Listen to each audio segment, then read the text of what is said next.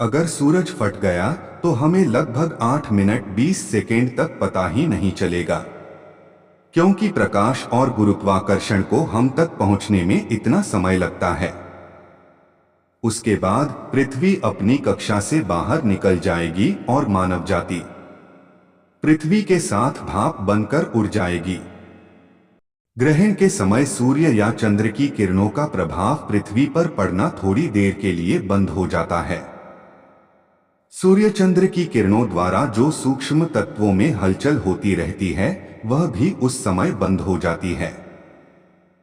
हमारे जो सूक्ष्मतम अवयव हैं उनमें भी हिलचाल नहीं बंद हो जाती है। यही कारण है कि ग्रहण के समय कोई भी गंदा भाव या गंदा कर्म होता है तो वह स्थायी हो जाता है, क्योंकि पसार नहीं हो पाता है।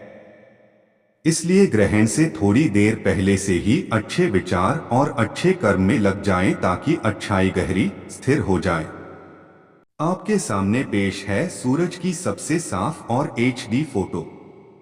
इस तस्वीर को बनाने के लिए 90,000 फोटो को जोड़ा गया है, तब जाकर यह पूरी फोटो इतनी बारीकियों के साथ बन पाई है, जिसमें सूरज के सतह से निकलते सौर तूफान और चक्रवात को आप आसानी से देख पाएंगे। सूरज की इतनी खूबसूरत फोटो आज तक नहीं बनाई गई है। प्रकाश वर्ष लाइट ईयर, जो प्रव एलवाई द्वारा चिन्हित करा जाता है, लंबाई की एक मापन इकाई है। यह लगभग 95 खरब 9.5 ट्रिलियन किलोमीटर की होती है। अंतर्राष्ट्रीय खगोलीय संघ के अनुसार एक प्रकाश वर्ष वह दूरी है जो प्रकाश अपने निर्वात में एक वर्ष में पूरा कर लेता है। यह इकाई मुख्यतः लंबी दूरियों यथा दो तारों या गैलेक्सी जैसी अन्य खगोलीय वस्तुओं की बीच की दूरी मापने में प्रयोग की जाती है। चरित्र की सारी जानकारी रहती है।